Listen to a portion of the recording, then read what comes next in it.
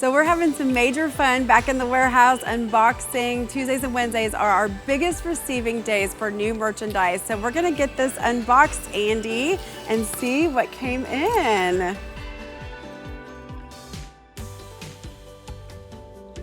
Definitely could be an ottoman, maybe an end table. Okay, see, nice packaging. Whoa, oh, okay. Here, let me get that out of the way for you there. So this is called église. It is a technique, it's a French technique that they paint the back of the mirror to have this very sort of aged effect on the top of the table there. That's where you get these little squares. I love église. Look at that beautiful gold finish. Oh, it's a great table.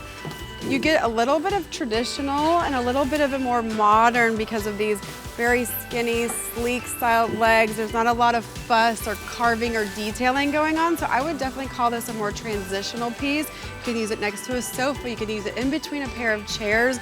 So many great options. Andy, I like it, right? Thumbs up, it's great.